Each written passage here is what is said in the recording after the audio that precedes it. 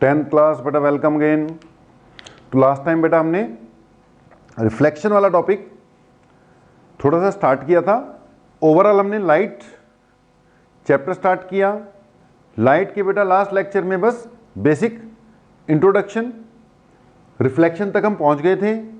Light में हमने बोला कि लाइट में अंडरगो डिफरेंट फिनोमिना, जिनमें से रिफ्लेक्शन एंड रिफ्रैक्शन सबसे इंपॉर्टेंट है। जब भी लाइट की स्टडी करेंगे तो firstly we have to study reflection, उसके बाद रिफ्रैक्शन, और भी बहुत से फिनोमिना है। 10th क्लास में हमने 3 टेकअप करने हैं, reflection of light, refraction of light and dispersion of light. Last time भी हमने बात की कि हमने 3 बेटा कवर अप करने हैं। एक रिफ्लेक्शन ऑफ लाइट, दूसरे नंबर पर रिफ्रैक्शन ऑफ लाइट, और तीसरे नंबर पर डिस्पर्जन ऑफ लाइट। फिलहाल हमने क्या स्टार्ट कर दिया? रिफ्लेक्शन। लास्ट टाइम थोड़ी सी अपनी बात हो गई थी, रिफ्लेक्शन हमने स्टार्ट कर दिया हुआ है। बेसिक इसकी डेफिनेशन भी हो गई। आगे बढ़ते हैं, लॉ ऑफ रिफ्लेक्शन वगैरह सारी बातें करते हैं, लेकिन उससे पहले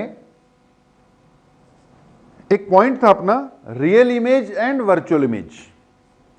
एक वो रियल और वर्चुअल में कंफ्यूजन है अभी बच्चों को, एक वो कवर अप कराने की कोशिश करता हूं। रियल और वर्चुअल का कंसेप्ट जो है डायग्राम के हिसाब से समझाता हूं। आने वाले टाइम में तो वैसे ही क्लियर हो जाएगा, लेकिन अभी डायग्राम्स, रे डायग्राम्स अभी आए नहीं ना, तो उसमें कंफ्यूजन रही रहेगी। तो सबसे पहले एक प्लान बनाते हैं कि अपना सीक्वेंस ऑफ इवेंट्स क्या होगा, कैसे कैसे कैसे टॉपिक्स को हम आगे बढ़ाएंगे। उसके बाद सबसे पहले virtual image and real image का कंसेप्ट बताते हैं, उसके बाद फिर टॉपिक वाइज चलते हैं। तो बेटा प्लान ये, we have started reflection of light. अब रिफ्लेक्शन स्टडी करेंगे तो उसमें लॉ ऑफ रिफ्लेक्शन तो आएगा ही आएगा। तो सबसे पहले हम क्या डिस्कस करेंगे? Law of reflection. ठीक है जी। लॉ ऑफ रिफ्लेक्शन छोटी क्लास में भी पढ़ा होगा, वही अब रहेगा, कोई चेंज नहीं आएगा उसमें, फिर भी थोड़ा सा स्टडी करा देंगे लॉ ऑफ रिफ्लेक्शन। उसके बाद बेटा जब हम रिफ्लेक्शन स्टडी करना शुरू कर देंगे तो पहले पढ़ेंगे थोड़ी सी रिफ्लेक्शन बाय प्लेन मिरर्स, ज्यादा नहीं, थोड़ा सा, और उसके बाद आएगा रिफ्लेक्शन बाय स्फेरिकल मिरर्स, जिसमें आपके कनकेव एंड कन्वेक्स मिरर्स आ जाएंगे। तो this is our sequence of topics, या कह लो सीक्वेंस ऑफ इवेंट्स। सबसे पहले law of reflection, plane mirror, spherical mirror, इसके हिसाब से हम चलेंगे, आगे बढ़ेंगे। अब अगली बात यार, बार बार बच्चे पूछ रहे हैं कि सर ये वर्चुअल इमेज, वर्चुअल इमेज क्या है, वर्चुअल इमेज क्या है? आप देखो कुछ डायग्राम्स आगे आने हैं, लेकिन आने वाले डायग्राम्स की हेल्प से ही आपको वर्चुअल इमेज और रियल इमेज का कंसेप्ट पूरी तरह से क्लियर होगा। तो पहले वर्चुअल इमेज और रियल इमेज की बात ही करते हैं। यार बोला था मैंने कि रियल इमेज क्या, कौन सी है? रियल इमेज देखो, ऑब्जेक्ट, इमेज, बेसिक टर्मिनोलॉजी जो है वो लास्ट लेक्चर हमने डिस्कस किया, अब उसको दोबारा बार बार नहीं बोलते। पता है आपको इमेज क्या है, ऑब्जेक्ट क्या है। रियल इमेज वो है which is formed by actual meeting of reflected और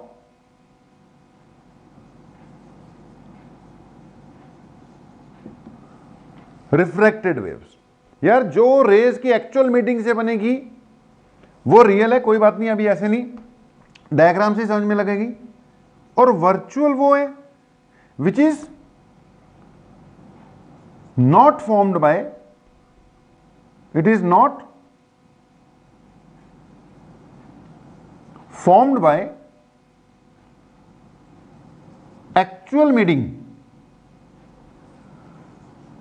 of rays, but rays appear to come from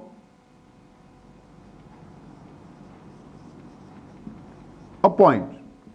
अब देखो रे भी आपको बताया था क्या होती है, light travels in a straight line, और स्ट्रेट लाइन में ट्रेवल करती हुई रे को, लाइट को हम रे ऑफ लाइट से क्या करते हैं, रिप्रेजेंट करते हैं। अब देखो रियल और वर्चुअल का कंसेप्ट देखना। मान लेते हैं अपने पास एक प्लेन मिरर है भाई, कैसे मिरर, प्लेन मिरर। ये हो गया अपना एक प्लेन मिरर, या मान लेते हैं अपने पास एक कनकेव मिरर है। ये क्या हो गया, कनकेव मिरर। अभी दोबारा बताएंगे इन सब चीजों को। ये है जी मान लो एक कन्वेक्स मिरर, या फिर एक कन्वेक्स लेंस है, या फिर एक कनकेव लेंस है मान लो जी।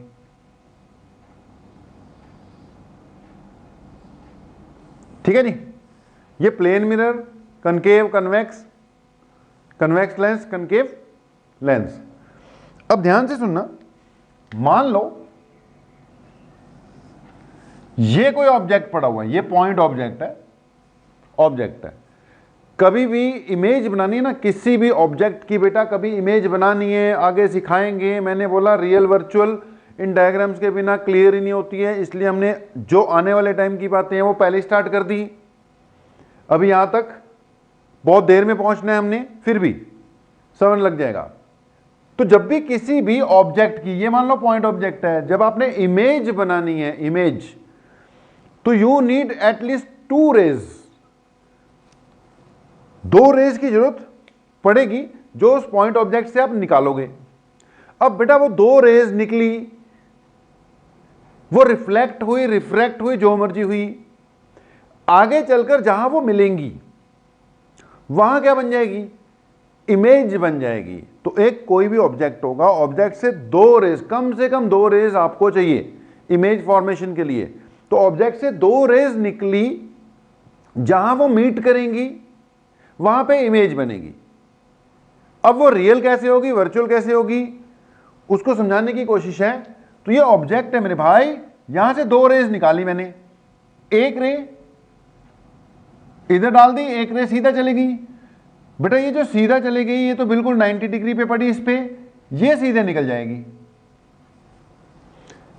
ओके, ये रे जो है ये मिरर आ गया, यहां से टकराकर इसने सीधे नहीं निकल जाएगी, यहां से टकराकर ये रे रिफ्लेक्ट होकर वापस आ जाएगी।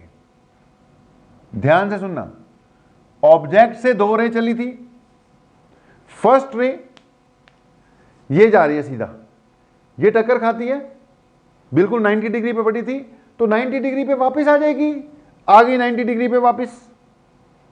ओके, अब अगली बात कि एक दूसरी रे जो इस एंगल पे डाली है वो कैसे रिफ्लेक्ट होगी, उसके लिए बेटा लॉ ऑफ रिफ्लेक्शन लगेगा, जो आगे अभी हमने पढ़ना है, पढ़ाएंगे। लेकिन इतना तो पता ही होगा ना, लॉ ऑफ रिफ्लेक्शन क्या कहता है, angle of incidence is equal to angle of reflection. तो ये इंसिडेंट रे है, ये एंगल ऑफ इंसिडेंस है, ये जाएगी आपकी रिफ्लेक्टेड रे। ओके, ध्यान से सुनना, ये ऑब्जेक्ट था, ऑब्जेक्ट से 2 रेज तुमने निकाली, एक रे तो सीधा गई, वो टक्कर खा के पीछे आ रही है, देख, एक रे ऊपर डाल दी, वो टक्कर खा के इधर जा रही है।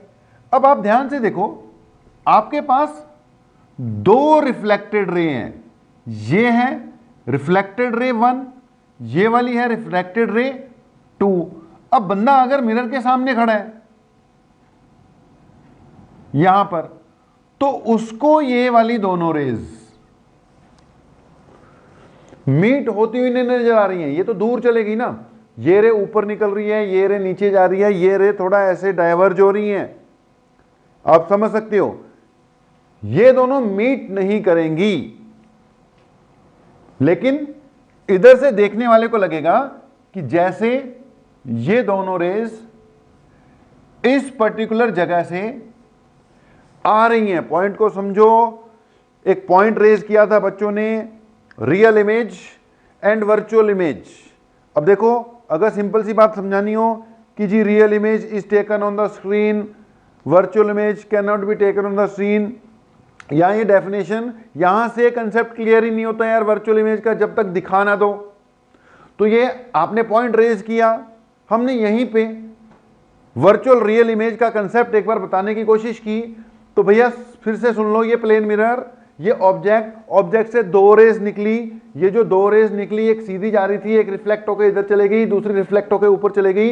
ये दोनों रेज रिफ्लेक्टेड रेज हैं R1 R2, ये दूर दूर जा रही हैं, मीट नहीं कर रही। लेकिन यहां पे खड़े हुए बंदे को लगेगा कि जैसे दोनों रेज इस पॉइंट से ओरिजिनेट हो रही हैं, यानी इधर पर खड़े हुए बंदे को ये वाला पॉइंट यहां नहीं यहां नजर आएगा। तो ये क्या बन गई, इस पॉइंट की इमेज। लेकिन बेटा ये इमेज वहां पर है नहीं, इसको लग रहा है कि जैसे यहां से ये रेज आ रही हैं, एक्चुअली ये रेज दूर जा रही हैं, मीट नहीं कर रही। लग रहा है जैसे एक पर्टिकुलर पॉइंट से ओरिजिनेट कर रही हैं। अब ऐसी इमेज दिख तो रहा है इसको, यहां पे कुछ बने, लेकिन ये रेज दूर दूर जा रही है ना, मीट नहीं कर रही। अब ऐसी इमेज जो कि ऐसे कुछ पर्टिकुलर सिचुएशन में बन रही है कि वहां है नहीं, वहां तक रेज पहुंच नहीं रही है, यहां तक रेज कोई पहुंच नहीं रही है, लेकिन अगले को लग रहा है कि जैसे ये रेज उस पर्टिकुलर पॉइंट से आ रही हैं, तो ये कौन सी बन गई, वर्चुअल इमेज। ये कौन सी इमेज है, मैंने शायद पहले रियल बोल दिया, रियल नहीं, ये जो इमेज है ये इन दोनों के कारण बन रही है, लेकिन ये रेज एक्चुअली नहीं ना मीट कर रही है, रेज तो दूर दूर जा रही है। लग रहा है कि जैसे यहां पे पड़ा हुआ है ऑब्जेक्ट, तो ये इमेज बनी, it is not formed by actual meeting of rays. Image तो बन गई, ये ऑब्जेक्ट उधर दिखाई देगा देखने वाले को, उसको लगेगा जैसे उधर से आ रही है। It is not formed by actual meeting of rays, इसलिए ये जो इमेज बनी है दिखेगी सब है कैसी है, वर्चुअल इमेज है, not formed by actual meeting of rays. Okay, अब ध्यान देना, इस केस में देखते हैं, मान लो हमारा ऑब्जेक्ट यहां पड़ा हुआ है, ओके, ये इसका अभी कुछ पड़ा नहीं है, बाद में आएगा, सेंटर ऑफ कर्वेचर, फोकस, बहुत सी चीजें आएंगी, ओके। ये मान लो इसका क्या हो गया, सेंटर ऑफ कर्वेचर, ये कहीं फोकस हो गया, जल्दी जल्दी बता देते हैं यार। इस पॉइंट की ये ऑब्जेक्ट है, अब आपका ये ए बी क्या है, हमारा ऑब्जेक्ट है। अब इसकी इमेज बनाने के लिए यहां से कम दो रेज चलानी पड़ेंगी, एक रे पैरेलल गई, आगे पढ़ोगे, पैरेलल वाली कहां से पास होती है, हमेशा फोकस से। तो पहली रे ऐसे निकल गई और एक रे फोकस से गई, फोकस वाली कैसे पास होती है, रिफ्लेक्ट होके पैरेलल हो जाती है। जो पैरेलल जा रही है वो फोकस से पास होती है, फोकस वाली पैरेलल चली जाती है। ध्यान से देखना, ध्यान से, इस ए ऑब्जेक्ट से दो रेज चली, एक सीधा वो फोकस से निकली, ये जा रही है, ये पहली रिफ्लेक्टेड रे है R1, और दूसरी फोकस से निकली और पैरेलल हो गई, ये दूसरी रिफ्लेक्टेड रे है R2। मेरे भाई आप चेक करो, बहने भी, कि R1 और R2, ये फर्स्ट रे R1 और सेकंड रे R2, यार ये रिफ्लेक्टेड रेज एक्चुअली मीट करी हैं। इस ए पॉइंट की इमेज यहां पे बनी, ओके, ए डैश हो गया, ये इमेज बन गई। अब ये इमेज बनी यहां दिखेगी, now this image is formed by actual meeting of the reflected raise. यहां पे देख, रिफ्लेक्टेड रे एक इधर गई ऊपर निकली, एक सीधा गई इधर आई, ये दोनों कभी ना मिलेंगे जिंदगी में, दूर दूर जा रही हैं। इसकी इमेज यहां बन रही है, this image is not formed by actual meeting of rays, तो कौन सी हो गई, वर्चुअल इमेज हो गई। ये जो दो रेज हैं ये रिफ्लेक्ट होके इधर को आ गई, ये रिफ्लेक्ट होके इधर को आके दोनों मिल गई, दोनों मिल गई। इसका मतलब this image is formed by actual meeting of rays. इसलिए क्या है, ये रियल इमेज है formed by actual meeting of reflected और रिफ्रैक्टेड वेव्स। अगर मिरर पढ़ रहे हो तो रिफ्लेक्टेड वेव्स होंगी, अगर लेंसेज वगैरह पढ़ रहे हो तो रिफ्रैक्टेड वेव्स होंगी। रिफ्रैक्टेड मतलब रिफ्रैक्शन से आएगा। तो मेरे ख्याल से इन दो एग्जांपल से पॉइंट क्लियर हुआ होगा। जो भी बच्चे कह रहे थे कि सर रियल इमेज और वर्चुअल इमेज का पॉइंट क्लियर नहीं हो रहा, भाई अभी और क्लियर करते हैं, टेंशन मत लो। ये फिर से मैंने बोला ऑब्जेक्ट है, ए बी है, ये कन्वेक्स मिरर है। भैया इमेज बनाने के लिए कम से कम दो रेज, पहली रे हमने क्या डाल दी, पैरेलल डाल दी, पैरेलल। जो आपका कन्वेक्स मिरर होता है वो डाइवर्जिंग होता है। डाइवर्जिंग मतलब दूर दूर फेंकता है। क्यों फेंकता है वो सब आगे चलकर आएगा, लेकिन अभी मुझे सिर्फ यहां पर यह नहीं समझाना कौन सी रेज किधर से क्यों जा रही है, मुझे यहां पे सिर्फ यह समझाना है कि रियल इमेज और वर्चुअल इमेज कैसे बनती है। तो सिर्फ फोकस किस पे, रियल वर्चुअल इमेज पे, बाकी चीजें बाद में सिखाई जाएंगी। अभी तो स्टार्टिंग ये है। पहली रे पैरेलल कन्वेक्स मिरर कुछ ऐसे रे को रिफ्लेक्ट करता है, कनकेव मिरर भैया ऐसे करता है, कन्वेक्स मिरर कुछ ऐसे डाइवर्ज करता है। तो एक रे बेटा गई इधर को, दूसरी रे इस तरफ। अब ध्यान देना, ये है रिफ्लेक्टेड रे 1, ये है रिफ्लेक्टेड रे 2। ये कन्वेक्स मिरर की खास बात है, उस पर रेज डालोगे तो उसने ऐसे रिफ्लेक्ट करनी है। कनकेव की खास बात है, उसने ऐसे रिफ्लेक्ट करनी है। यहां मीट कर गई थी, रियल बनी, यहां पर ये दोनों रेज फिर वही बात दूर दूर जा रही हैं, डाइवर्ज हो रही हैं, कभी ना मिलेंगी जिंदगी में। इधर खड़े हुए बंदे को, अगर बंदा इधर खड़ा है, लगेगा कि जैसे ये दोनों रेज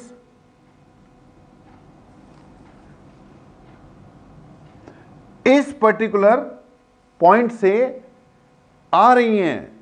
तो इस ऑब्जेक्ट के पॉइंट ए से दो रे चली, एक ऊपर निकल गई, एक इधर निकल गई, ये रे दूर दूर जा रही हैं यार, कभी नहीं मिलेंगी।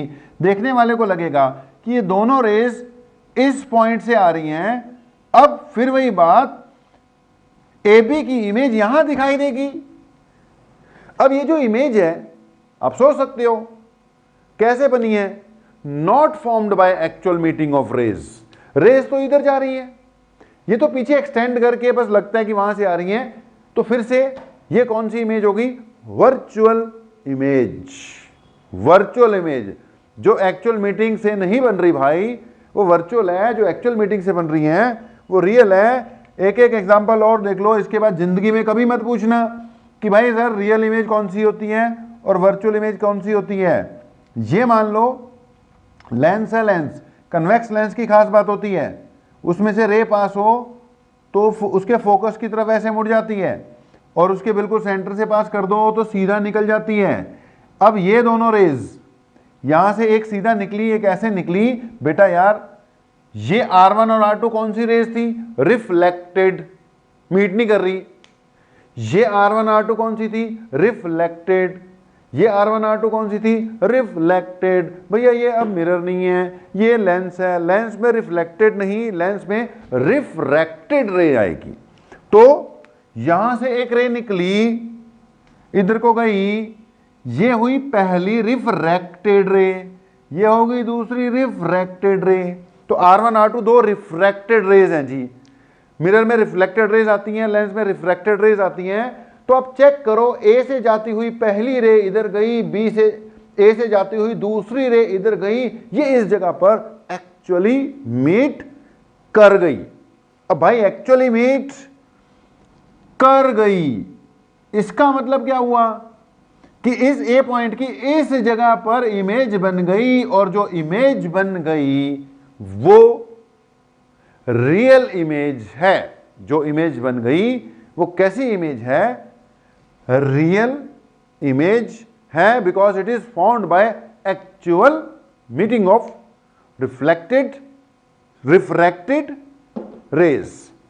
अब बनाए हुए हैं तो एक बार ये भी देख ही लो यार। अब इसमें हमने बोला कि ये कनकेव मिरर है, इसके सामने ऑब्जेक्ट यहां रख दिया। कनकेव मिरर की खास बात, इसमें एक पैरेलल रे डाल दो, या ऐसे मोड़ देता है उसको। अब आगे पढ़ेंगे क्यों ऐसे मोड़ता है। कन्वेक्स की बात, ये नीचे को मोड़ता है, ये ऊपर को मोड़ता है। एक इधर चले गई तो पहली रे इसने ऊपर मोड़ दी, दूसरी रे सेंटर वाली सीधी निकल जाती है। फिर से वही बात, ये पहली रिफ्रैक्टेड, ये दूसरी रिफ्रैक्टेड, कभी ना मिलेंगी जिंदगी में, जुदा हो रही हैं ये फिर से एक दूसरे से, R1 और R2 नहीं मिलेंगी। यहां खड़े हुए बंदे को ये रेस इस पॉइंट से आती हुई नजर आएंगी। ए का पॉइंट ए डैश यहां बन गया, और ये जो ए डैश बी डैश है, फिर से वही बात, इमेज तो बन गई but it is not found by actual meeting of refracted rays. ये कैसी रे हो गई, कैसी इमेज हो गई, वर्चुअल इमेज हो गई। तो भाई इसके बाद मत पूछना कि जी रियल इमेज नहीं समझ में लगा, वर्चुअल इमेज नहीं समझ में लगा। रियल इमेज और वर्चुअल इमेज की एक्चुअल डेफिनेशन यही है, which is found by actual meeting of rays, reflected हो या रिफ्रैक्टेड। और वर्चुअल कौन सी है, which is not found by actual meeting of rays. अब यहीं से आपको पता लग जाएगा कि जो रियल इमेज है वहां तक तो रे पहुंच ही रही है ना भाई, तो वहां पे स्क्रीन रखोगे तो स्क्रीन पे इमेज बनेगी, क्योंकि रे एक्चुअली पहुंच रही है। तभी कहते हैं real image can be taken on the screen. और वर्चुअल इमेज के केस में यहां रख दे जाके स्क्रीन, भाई वहां तक रे पहुंच ही नहीं रही, वो तो बस दिल का वहम है कि वहां से रेस हमारी तरफ आ रही हैं, यहां तक तो पहुंच ही नहीं रही, यहां से गई थी यहीं मुड़ गई। तो यहां पे अगर स्क्रीन रखोगे तो उस पे इमेज नहीं बनने वाली। यहां अगर स्क्रीन रखोगे, यहां जहां इमेज बन रही है, रेस तो आके यहीं मुड़ गई, वहां थोड़ी जा रही है, वहां इमेज नहीं बनने वाली। यहां अगर स्क्रीन रखोगे, वहां तो रे पहुंच ही नहीं रही, रे तो इधर जा रही थी, वहां पे इमेज नहीं बनेगी। तभी कहते हैं virtual image can not be taken on the screen, virtual image को स्क्रीन पर नहीं लिया जा सकता। तो यार ये रियल इमेज वर्चुअल इमेज का कंसेप्ट है। वैसे हमने क्या बोला, रिफ्लेक्शन ऑफ लाइट पढ़ रहे हैं। रिफ्लेक्शन ऑफ लाइट में सबसे पहली बात लॉ ऑफ रिफ्लेक्शन, तो अगली हेडिंग डाल लो, लॉ ऑफ रिफ्लेक्शन। हाँ जी बेटा यार, तो अगली बात law of reflection. Law of reflection बताते हैं, वही है जो आपने पहले पढ़ा हुआ है, फिर भी चलो रिफ्लेक्शन है, करना तो पड़ेगा ही। लॉ ऑफ रिफ्लेक्शन, बेटा सिंपल, लॉ ऑफ रिफ्लेक्शन वही कि angle of incidence is equal to angle of reflection. मतलब कोई इसमें बड़ी बात नहीं है, angle of incidence equal to angle of reflection होता है। उसके लिए फिर आपकी पुरानी बातों पर चलते हैं। कोई भी रिफ्लेक्शन स्टडी करने से पहले हमें क्या बनाना पड़ेगा, कोई भी मिरर बनाना पड़ेगा। जैसे ये क्या बना दिया मैंने, प्लेन मिरर। लास्ट टाइम हमने बात की, ये मिरर का क्या होता है, सिंबल है, ये प्लेन मिरर है। तो यार जब भी मिरर बनेगा उस पर जब हमने रे डालनी है ना, वो किसी एंगल पे डल सकती है। तो हमें सबसे पहले एक कंसेप्ट पता होना चाहिए नॉर्मल का। किसका कंसेप्ट भाई, नॉर्मल का कंसेप्ट पता होना चाहिए। नॉर्मल का मतलब होता है बेटा 90 डिग्री पे अगर किसी सरफेस पे 90 डिग्री पे अगर कोई लाइन आप डाल रहे हो, that is termed as normal. Normal का मतलब क्या होता है, मैथ्स का कंसेप्ट है, एट 90 डिग्री परपेंडिकुलर, ठीक है जी। तो ये क्या हो गई, एक नॉर्मल हो गई। नॉर्मल, नॉर्मल मतलब एक लाइन है जो कि मिरर पर बिल्कुल आपने परपेंडिकुलरली बना दी, ये नॉर्मल है भाई। तो इसको कहते हैं नॉर्मल, एन से डिनोट करा करूंगा, ठीक है मैं, ये नॉर्मल हो गई। अब इस पे आप रे डालोगे, कोई रे ऑफ लाइट जहां से आ रही है, तो ये होगी मान लो आपकी रे ऑफ लाइट, इस पॉइंट पे डाली हमने। अच्छा नॉर्मल मैटर नहीं यहां पे कर रही, यहां पे तो मैटर कर रही है ये वाली रे। ये कौन सी है, रिफ्लेक्टेड, सॉरी रिफ्लेक्टेड नहीं, ये तो अभी आई है ना। ये कौन सी रे है मेरे भाई, इंसिडेंट रे, इंसिडेंट रे है जी, ठीक है। ये इंसिडेंट रे है। ये जहां पे भी पड़ी वहां आपने सबसे पहले क्या बनानी है, नॉर्मल बनानी है मेरे भाई, जहां पे भी पड़ी नॉर्मल बाद में बननी है। ये रे आई, ये इंसिडेंट रे होगी, यहां क्या बनेगी, नॉर्मल बनेगी। Angle between incident ray and normal ray is known as angle of incidence. Angle between incident ray and normal, मैं अब ये लिखवा नहीं रहा डेफिनेशन, एग्जाम में ये डेफिनेशन नहीं आने वाली, what is angle of incidence, बस फिर भी पता होना चाहिए। एंगल बिटवीन, आप लिख लो, normal and incident ray is called angle of incidence. उसके बाद ये आ गई, अब यहां से टकराकर इसने वापस आना ना, रिफ्लेक्शन में तो वापस आएगी टकराकर, अब इससे टकराकर इसने जब वापस आना है तब लगेगा law of reflection. Basic law क्या है कि angle of incidence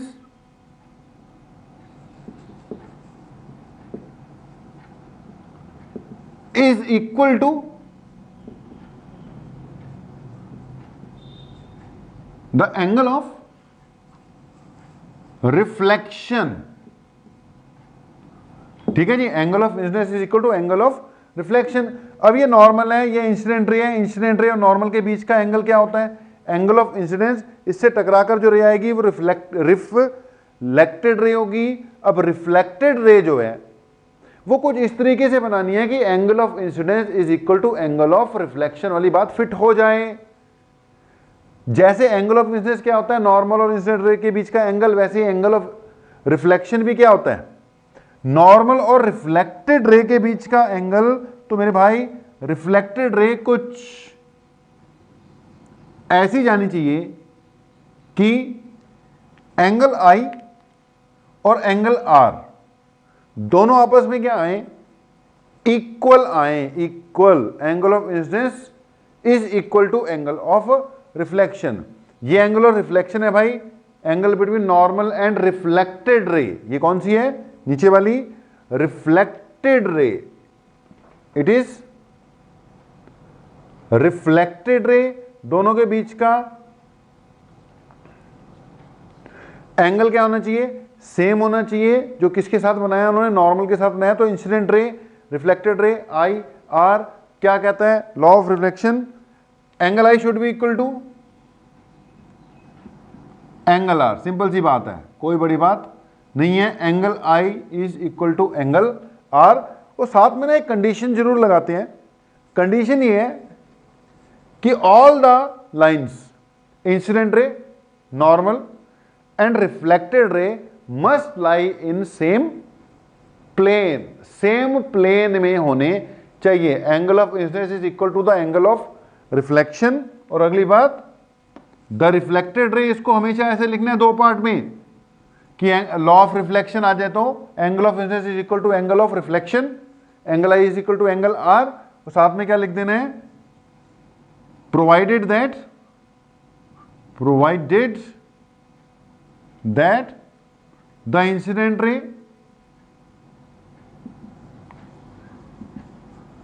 reflected ray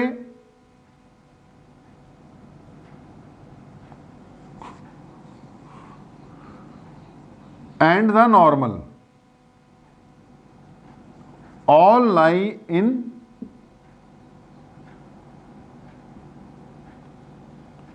same plane। तीनों की तीनों सेम प्लेन में क्या कर रही हैं, लाई कर रही हैं, all lie in same plane.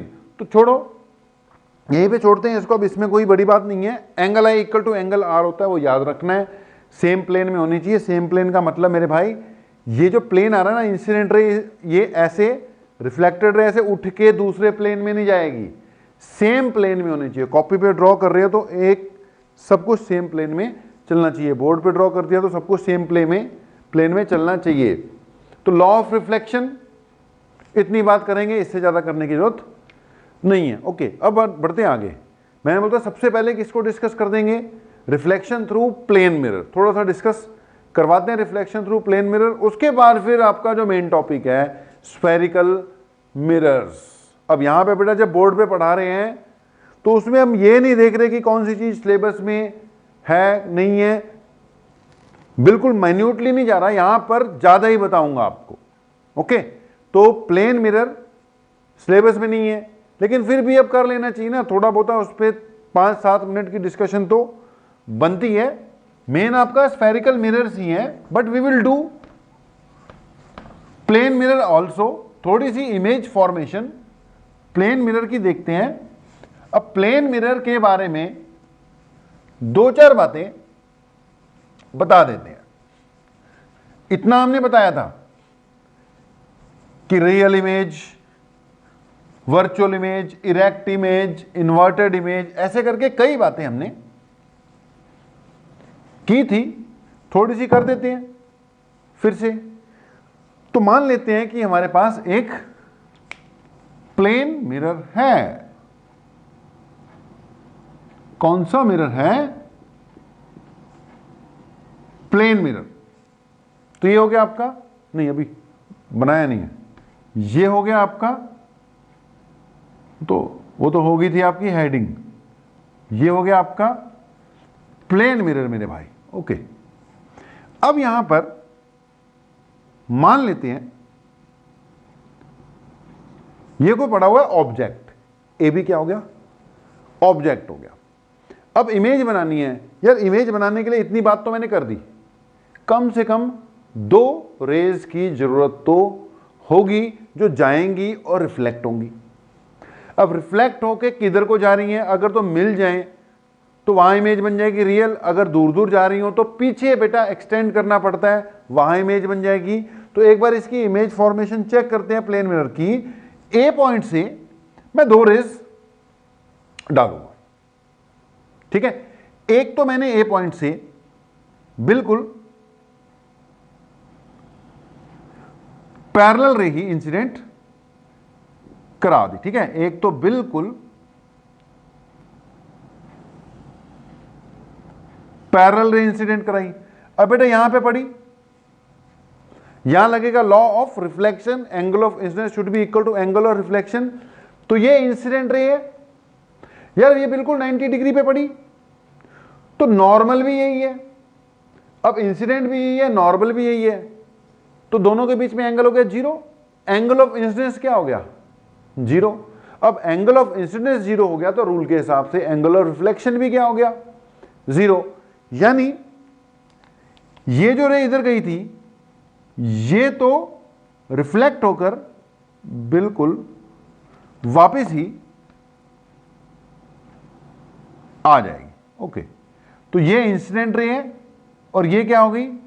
Reflected ray है। मैंने बोला कम से कम दो रेज तो चलानी पड़ेंगी। एक रे चलाई थी पैरेलल वाली, वो टक्कर खा के वापस ही आ गई। ये जा रही है एक तो रिफ्लेक्टेड रे। ओके, अब यहां से एक दूसरी रे वो यहां डाल देता हूं। चलो, दूसरी रे मैंने इस पॉइंट पे इंसिडेंट कराई, यहां पर।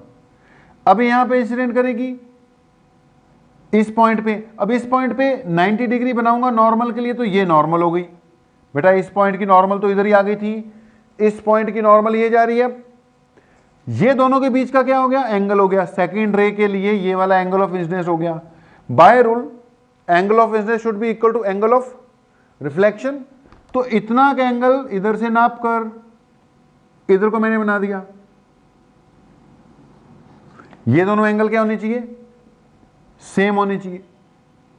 ओके, ये हो गया एंगल ऑफ रिफ्लेक्शन। अब पॉइंट ये है कि इस पॉइंट से दो रेज निकली, एक ये निकली, ये टक्कर खा के वापस, दूसरी ये इधर को गई, ये भी टक्कर खा के वापस। आप चेक कर सकते हो ये दोनों रेज फिर से एक दूसरे से जुदा हो रही हैं, दूर दूर जा रही हैं, मिलेंगी ना ये। अब ये ना मिलेंगी तो क्या करना चाहिए? ये मिलेंगी तो है नहीं, इनको हमें बैकवर्ड साइड पे क्या करना चाहिए? एक्सटेंड करना चाहिए। अब इस रे को अगर मैंने पीछे की ओर, पीछे की ओर, पीछे की ओर, पीछे की ओर एक्सटेंड किया, और इसको भी पीछे की ओर, पीछे की ओर, पीछे की ओर, पीछे की ओर एक्सटेंड किया, तो यहां खड़े बंदे को लगेगा कि जैसे ये दोनों रेज, जब उसकी आंखों में पड़ेगा सब कुछ, कि जैसे ये दोनों रेज इस जगह से आ रही हैं। अब जब इस जगह से उसको आती हुई नजर आएंगी तो ए की इमेज यहां नजर आएगी और बी की इमेज यहां नजर आएगी। ये ए डैश बी डैश बन जाएगा। तो ये बन गई आपकी इमेज। अब जो इमेज है, इमेज समझ सकते हो, not formed by actual meeting of rays, that means it is a virtual image. कैसी इमेज बनी? बन गई। कैसी बनी? इमेज तो बन गई। पहली बात ये कैसी है? वर्चुअल है, वर्चुअल। दूसरी खास बात इस इमेज की है कि इसका साइज इसके इक्वल होना चाहिए। अब वो अगर छोटी बड़ी लग रही है तो मेरी बनाने में कहीं क्या है? गलती है। एक्चुअली बिल्कुल है, मेजरमेंट के साथ प्रॉपर मेजर कर कर एंगल वेगल बना के बनाओगे तो इन दोनों का साइज बिल्कुल क्या आना चाहिए? सेम आना चाहिए। ये थोड़ी बड़ी बन गई है, लेकिन बाय रूल दोनों का साइज कैसा होना चाहिए? सेम होना चाहिए। प्लेन मिरर, पहली बात रट्टा मार लो, पहली बात प्लेन मिरर कैसी इमेज बनाता है? वर्चुअल इमेज बनाता है। Plane mirror forms virtual image. अगली बात, सेम साइज की। उसके बाद कैसी? इरेक्ट। इरेक्ट का मतलब सीधी। इरेक्ट मीन्स सीधी। कई बार उल्टी इमेज भी बनती है, वो भी आगे आएंगी। तो पहली बात वर्चुअल है, दूसरी बात सेम साइज है, तीसरी बात इरेक्ट है, और एक खास बात है कि डिस्टेंस सेम होगा। अगर ये ऑब्जेक्ट 10 मीटर पे पड़ा हुआ है तो इमेज भी पीछे 10 मीटर पर ही बनेगी। 5 मीटर पे पड़ा है तो 5 मीटर पर ही बनेगी। वर्चुअल है, सेम साइज है, इरेक्ट है और एट सेम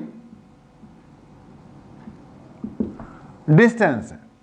अब तभी बेटा डे टू डे लाइफ में, ड्रेसिंग टेबल्स वगैरह में, या अपना फेस देखने के लिए कौन सा मिरर यूज होता है? बेसिकली प्लेन मिरर ही यूज होता है। पहली बात तो कैसी, वर्चुअल से क्या इफेक्ट पड़ता है? वर्चुअल से तो दिख तो रही है ना, उससे कोई फर्क नहीं पड़ता हमें अपने आप को ऑब्जर्व करने में। सबसे बड़ी बात सेम साइज की, कोई कंफ्यूजन नहीं, सेम साइज की बनती है। जिस साइज का ऑब्जेक्ट होगा उसी साइज की बनेगी। उससे अगली खास बात, इरेक्ट सीधी बनेगी, कोई कंफ्यूजन नहीं होगी, और सेम डिस्टेंस पे ही बनेगी, कोई कंफ्यूजन नहीं होगी।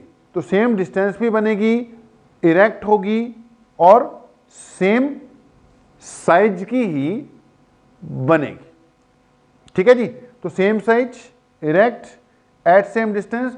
एक खास बात और है कि इट इज लेटरली इन्वर्टेड। देखो, अगर मैं सिर्फ बोलूं इन्वर्टेड इमेज तो इन्वर्टेड का मतलब तो उल्टी।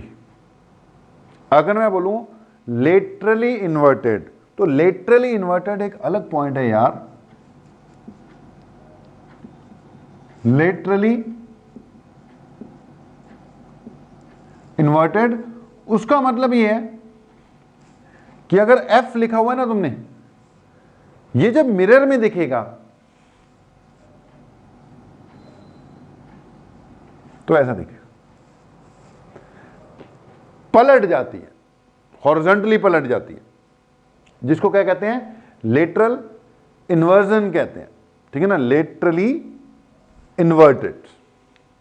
ठीक है जी। तो ये आपको पता ही होगा, पॉइंट सिंपल ही है। फिर भी प्लेन मिरर के बारे में इतनी बात तो आनी चाहिए। और ये जो मैंने इमेज फॉर्मेशन में धीरे धीरे भाई इमेज फॉर्मेशन सिखानी शुरू कर दी है। अब सबसे बड़ी बात इस लाइट वाले चैप्टर में वो ये है कि यार इमेज फॉर्मेशन सीखनी है आपने। हाउ टू फॉर्म इमेजेस आपको बनानी आनी चाहिए, देख देख कर, सुन सुनकर। तो ये चैप्टर आने वाला नहीं है, ये टॉपिक्स आने वाले नहीं हैं। आपको डायग्राम्स बनाने आने चाहिए। अब मैंने अगर ये भी डायग्राम बनाया है, इसकी भी आपको क्या करनी पड़ सकती है? पड़ सकती क्या? पड़ेगी ही, प्रैक्टिस करनी पड़ सकती है इसकी। आप ये डायग्राम बनाओ, अगर बिना देखे बनता है तो अभी तक का जो भी पिछले 15 मिनट की बात की हमने, वो टारगेट कंप्लीट है। अगर ये डायग्राम नहीं बिना देखे बना सकते आप तो कोई फायदा नहीं है। मतलब फिर तो टारगेट बिना कंप्लीट हुआ ही नहीं है ना। तो यहां पर खास बात ये है यार, ये पूरे के पूरे ऑप्टिक्स में या पूरा का पूरा ये जो चैप्टर अभी हमने स्टार्ट कर दिया लाइट वाला, इसमें तो रे डायग्राम आने हैं। इससे पहले मैंने रियल वर्चुअल समझाते वक्त 4-5 तरह के डायग्राम्स बनाए। भाई वो डायग्राम बनाने आने चाहिए। डायग्राम बनाना नहीं आया तो समझ लो कुछ भी नहीं आया, तो ये चैप्टर स्लो चलेगा। आपको सिर्फ पढ़कर याद नहीं करना यार, आपको डायग्राम भी बनाना आना चाहिए। अब ये जो पॉइंट मैंने बना दिया, अब बंदे को प्लेन मिरर से कैसे इमेज फॉर्मेशन होती है, बाकी स्फेरिकल वगैरह जो तो अभी सिखाने हैं ना, अब यहां से स्टार्टिंग होगी ना, तो बेटा प्लेन मिरर की इमेज फॉर्मेशन कैसी होती है, कैसे करनी है, आपको डायग्राम बनाकर देखने अपने हाथों से बिना देखे। एक बार तो ठीक है, लेक्चर लगाते लगाते आप बनाओगे, एक बार फिर उसके बिना देखे इसकी प्रैक्टिस करनी पड़ेगी। अगर ये बन जाते हैं तो ठीक है, कामयाब हो। अगर ये नहीं बनते तो ये चैप्टर खत्म है, कोई फायदा नहीं है। देखने दुखने से चैप्टर ये नहीं होने वाला। तो प्लेन मिरर की इतनी बात ही करते हैं, बाकी अपनी बुक्स में से पढ़ो बेटा जितना पढ़ सकते हो। अब स्फेरिकल मिरर की इमेज फॉर्मेशन तक तो आपको बाद में पहुंचाएंगे। फिलहाल स्फेरिकल मिरर क्या है और उसकी कुछ बेसिक बेटा टर्मिनोलॉजी जो है वो करवाते हैं आज, ठीक है जी। अब टॉपिक मतलब थोड़ा दौड़ने लग गए, अब टॉपिक बनने शुरू हो गए, सीक्वेंस मेंटेन हो गया। प्लेन मिरर की जो बात करनी थी हमने कर दी। अब किसकी बात करते हैं, स्फेरिकल मिरर्स की। तो अगली बात स्फेरिकल मिरर। अब कैसे इमेज बनती है, कैसे, वो तो बाद में बताऊंगा। फिलहाल हमें उसकी बेसिक बातों पे चाह रहा हूं, बस आज बेसिक ही हो पाएगा। स्फेरिकल मिरर, ठीक है जी। अब पहली बात, स्फेरिकल मिरर क्या है, इनको स्फेरिकल मिरर क्यों कहते हैं। मिरर तो पता ही है, चलो क्या चीज है, स्फेरिकल मिरर का क्या फंडा है अब यहां पर। तो बेटा मान लो ये एक कांच का गोला है। अब इस कांच के गोले के हमने दो पार्ट कर दिए मान लो, ठीक है। ये स्फेयर था, स्फेयर, हॉलो स्फेयर। अब हॉलो स्फेयर था यानी कांच का गोला था, उसका अपना क्या होगा, एक सेंटर होगा। अब बेटा इसके अगर मैंने दो पार्ट ले लिए, ये और ये जो दो पार्ट हैं ये स्फेयर के पार्ट हैं, स्फेयर के ही पार्ट है, आपके सामने है, ठीक है जी। अब हमने क्या किया, ये ग्लास स्फेयर था, ग्लास स्फेयर अंदर से हॉलो था, उसके दो हमने पार्ट ले लिए और एक की इस साइड लेयर डेवलप कर दी, सिल्वरिंग बोलते हैं उसको, और ये इसकी रिफ्लेक्टेड साइड होगी, और एक का ये वाला साइड कर दिया। अब ये दोनों मिरर बन गए भाई, क्योंकि ये मिरर स्फेयर से ऑब्टेन्ड है, दोनों को क्या कह दिया, स्फेरिकल मिरर कह दिया। अब कोई पूछ ले भैया स्फेरिकल मिरर को स्फेरिकल मिरर क्यों कहते हैं, तो उसका क्या उत्तर देना है, because they are obtained from a sphere, because they are obtained from a sphere, because they are obtained from a sphere, ठीक है जी। अब ये दो तरह के मिरर हो गए यार, इसको तो मैं पता ही है, इस टाइप की सिचुएशन को कनकेव कहते हैं और इस टाइप की सिचुएशन को कन्वेक्स कहते हैं। तो स्फेरिकल मिरर दो तरह के हो गए, एक हो गया कनकेव, एक हो गया कन्वेक्स। अब अगली बात सुनना यार, कनकेव हो कन्वेक्स हो, ये जिस स्फेयर से बने हैं उसका कुछ ना कुछ सेंटर होगा। ये सी जो है ना, it is known as its centre of curvature. क्या कहते हैं इसको, सेंटर ऑफ कर्वेचर। अगर मान लो ये कनकेव मिरर है तो इसका सेंटर ऑफ कर्वेचर इधर है, ये कन्वेक्स मिरर है, इसका सेंटर ऑफ कर्वेचर इधर होगा। तो कनकेव हो या कन्वेक्स हो, इनका अपना अपना क्या होगा, एक सेंटर ऑफ कर्वेचर। ये हो गया कनकेव मिरर मेरे भाई, और ये हो गया कन्वेक्स मिरर। ठीक है जी। अब इसका कहीं ना कहीं एक सेंटर ऑफ कर्वेचर होना चाहिए, इसका भी कहीं ना कहीं एक सेंटर ऑफ कर्वेचर होना चाहिए। तो जो आपको पता होना चाहिए एक बात, सेंटर ऑफ कर्वेचर, बाकी इनकी डेफिनेशन वगैरह बेटा बुक्स वगैरह में अपना पढ़ते रहना। ठीक है, डेफिनेशन वगैरह बुक में पढ़ते रहना। Centre of curvature is centre of the sphere from which the mirror is obtained. Centre of curvature is the centre of the sphere from which the mirror is obtained. Okay, exam में फिर वही बात, ये तो question आने वाला, what is centre of curvature, concept पता होना चाहिए सेंटर ऑफ कर्वेचर का। चलो, कनकेवो कन्वेक्सो एक सेंटर ऑफ कर्वेचर होगा। दूसरी बात बेटा, मिरर का जितना पोर्शन रिफ्लेक्शन के लिए अवेलेबल है, जैसे यहां से लेकर यहां तक या यहां से लेकर यहां तक, मतलब जितने पार्ट से रिफ्लेक्शन होनी है, ठीक है, मिरर का वो पार्ट जहां से रिफ्लेक्शन होनी है उसको हम कहते हैं एपर्चर ऑफ द मिरर। क्या कह देते हैं इसका, एपर्चर। एपर्चर मतलब यार एपर्चर बड़ा मतलब मिरर बड़ा, एपर्चर कम मतलब मिरर छोटा। तो ये पार्ट जो है जितने पे लाइट पड़नी है रिफ्लेक्ट होनी, that is called its aperture. Okay जी। अब जो मिरर है बेटा उसका बिल्कुल है मिड पॉइंट जो है, इसका जो बिल्कुल मिड पॉइंट है वो कहलाएगा इसका पोल। क्या कहलाएगा इसका, pole. Pole of the mirror, centre of curvature, aperture, एक क्या हो गया, पोल ऑफ द मिरर हो गया। ओके, ये सेंटर ऑफ कर्वेचर हो गया, ये पोल हो गया भैया, ये सेंटर ऑफ कर्वेचर हो गया, पोल हो गया।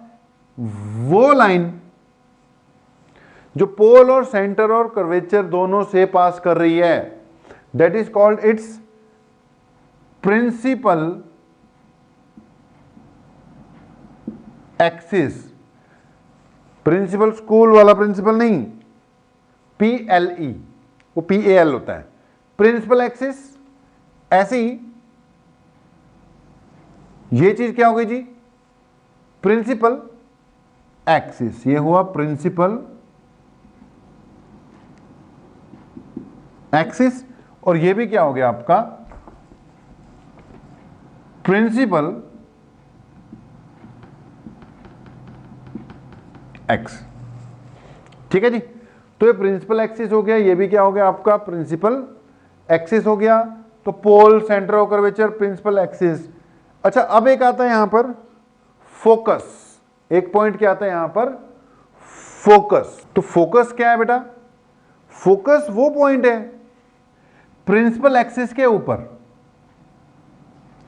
फोकस कहां आएगा, प्रिंसिपल एक्सिस के ऊपर आना पॉइंट। ठीक है, फोकस वो पॉइंट है जहां पर प्रिंसिपल एक्सिस से अगर कोई पैरेलल रे इंसिडेंट करा दूं, वो रिफ्लेक्ट होकर जहां से पास होती है। सुनना, focus is a point on the principal axis.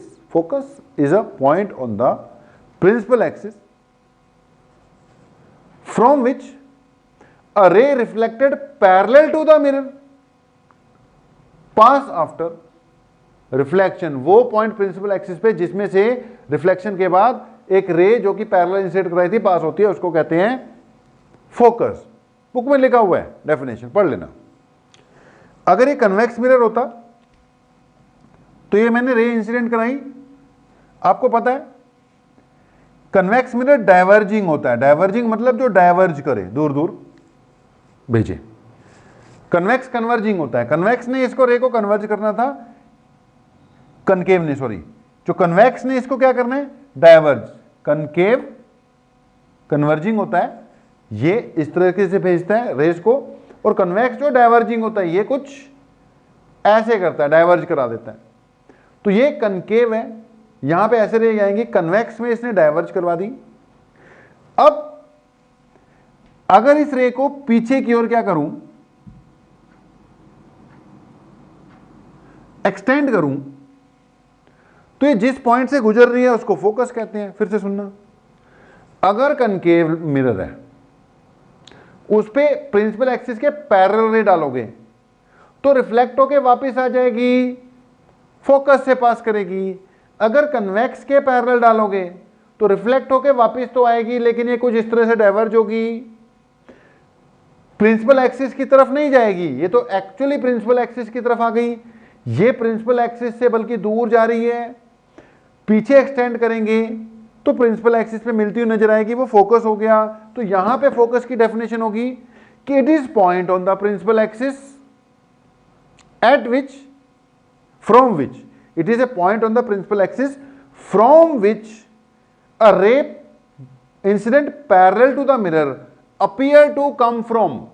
ये वो पॉइंट है प्रिंसिपल एक्सिस के ऊपर जिसपे एक पैरेलल वाली रे जो हमने प्रिंसिपल एक्सिस के पैरेलल इंसिडेंट कराई थी, जहां से आती हुई अपीयर होती है, उसको क्या कहते हैं, फोकस कहते हैं। तो बेटा दोनों के लिए कंबाइंड डेफिनेशन अगर मैं बोलूं एक ही बार में लिख लेना कि focus of a spherical mirror, concave हो या कन्वेक्स, ठीक है, focus of a, common definition दे रहा हूं, focus of a spherical mirror is defined as a point on the principal axis at which a ray reflected parallel to the principal axis meet after reflection or appear to come from, meet after reflection or appear to come from। तो ये कुछ definitions हैं बेटा। ये क्या हो गया, focus हो गया। पोल और सेंटर ऑफ कर्वेचर के बीच का डिस्टेंस आर बोला जाएगा, which is called radius of curvature. और पोल और फोकस के बीच का जो डिस्टेंस है उसको हम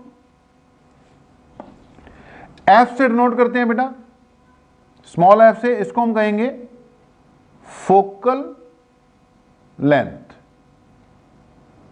किससे डिनोट करेंगे, स्मॉल एफ से। तो बेटा what is focal length, it is distance between pole and focus.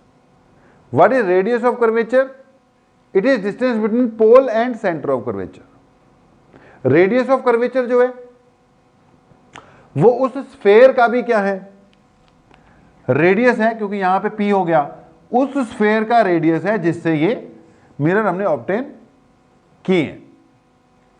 Note करने वाली बात ये है कि फोकल लेंथ जो होती है हमेशा रेडियस ऑफ कर्वेचर की स्फेरिकल मिरर के केस में हाफ होती है।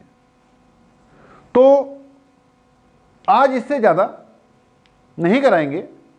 अगली बात इमेज फॉर्मेशन बाय लेंसेज होगी बेटा।